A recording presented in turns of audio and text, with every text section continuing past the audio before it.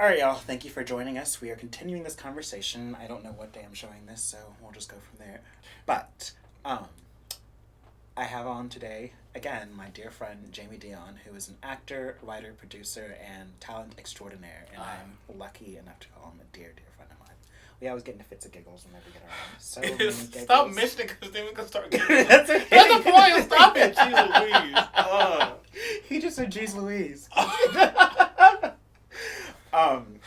So we've been having a conversation, and I love the way that this naturally unfolded, about art, being an actor in this art, but then also the business side of it. And kind of, I hope that we're dropping gems for someone just starting out, or maybe you're at a low point in your career. Who knows? Like, look, we've all had those low points, and but one of the things I found that helped me in getting out of that, and I remember I was up for this big audition, 4 rounds of audition in 2018. Fall 2018. First one went amazing. Got a call back. Went in the next week. I was like, oh, this is so amazing. Look at that. Auditioning for network TV. It was so exciting. They want me back. They love me. They really love me. Then don't hear anything for months, which is the nature of the beast. Then I get a call back like 2 months later. I'm like, what's going on here? I thought we had forgotten about this. And then I get another call back. I was like, I don't know what to do. I'm going crazy. And then crickets. So after being depressed for probably about a month, I was like, fuck it, you know what I'm going to do? I have this project in my back pocket. I'm going to go out and let me make the Duchess. That was the impetus for going out there and making my own work. But I think, and this is for anyone who's at a low point, and I think you can attest to this too because you made some of your own stuff, there's something really empowering about going out there and making your own work. And part of what you said earlier from the variety piece you listened to, we are Hollywood. And when you go out there and you produce and you make your own work, you realize we are Hollywood. And so what would be your comments on someone producing and making their own work and things like that? Make mistakes. Please. Don't try to be perfect. Perfection does not exist. Strive for excellence. Strive for quality. Know your shit. Know how to tell a story. Let's take a pause. I'm pretty sure that computer is trying to tell me something. Like it's out That's of actually me. space. I'm so sorry. Oh, thank God. Oh, I'm sorry. I was like, maybe that are coming through. Battery is dying, but no. It is. Let's silence this thing. Airplane mode. That makes it. Do you need to answer those? No, these are text messages, honey. Okay. Big right. Well, I'm just gonna make sure that battery's still going.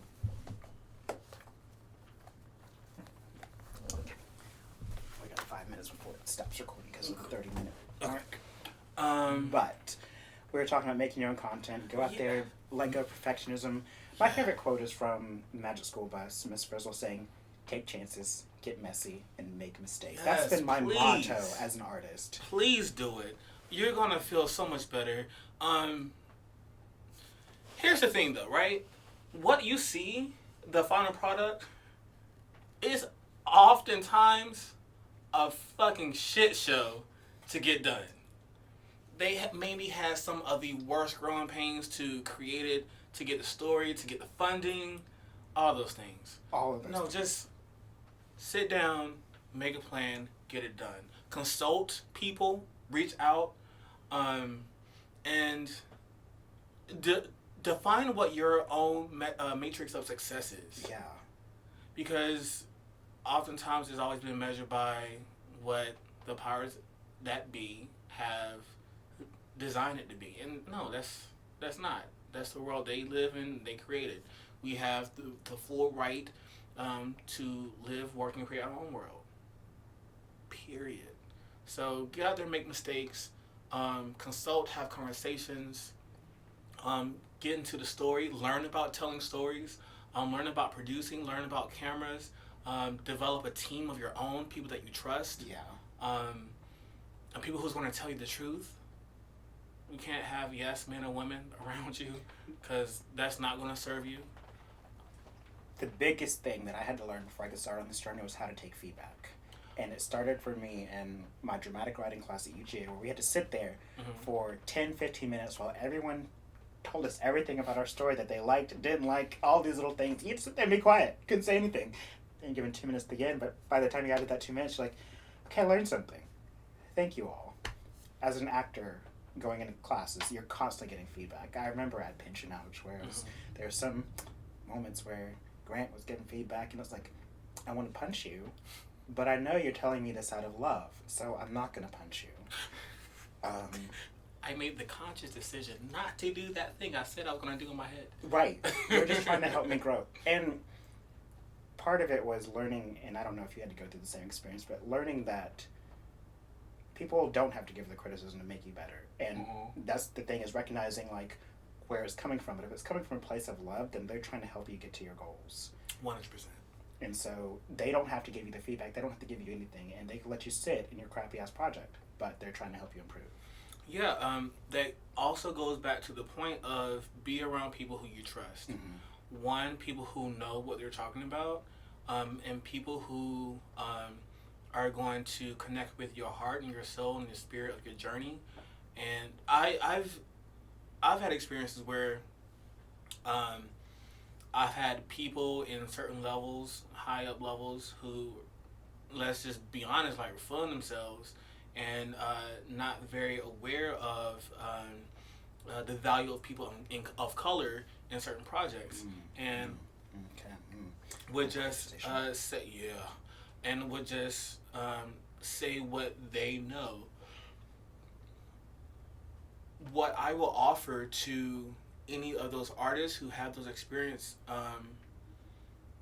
you have to understand what resonates with you. I think the saying is, take the meat, spit out the bones. I love that. Yeah. It comes down to, let's see, what their world is not your world. They may have some valuable information to offer you, but again, take the meat, take what resonates with you, spit out the bones. Now, a lot of times, those things that don't resonate with you may resonate with you later. Be okay with that, right? Because it'll hit you when it's supposed to hit you. Right. Every single experience that you have is absolutely valuable. Going back to one of the earlier topics we had, or earlier comments, everything is always working out for you. So take the moment, however you feel with it, allow yourself to feel that thing, but also keep going. Your work matters, your story matters, your journey matters, you matter to somebody else. Another piece of that, you never know who's watching you. You don't. That's why you always gotta snap for the kids. Snap for them suckers 2 times. Yes, you must. Closing thoughts. You had a thought there.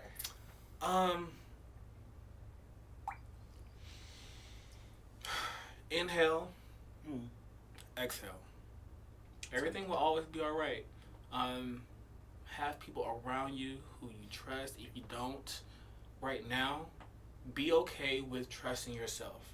Your gut is always your best resource for your next move. It is. Learn to trust yourself. That's the biggest thing in this journey, is just learning to trust myself. Yeah. I feel you.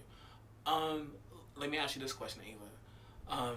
What was an experience you had where you had to take a moment, check in, and like, you know what? What is my gut saying? I'm gonna go with my gut.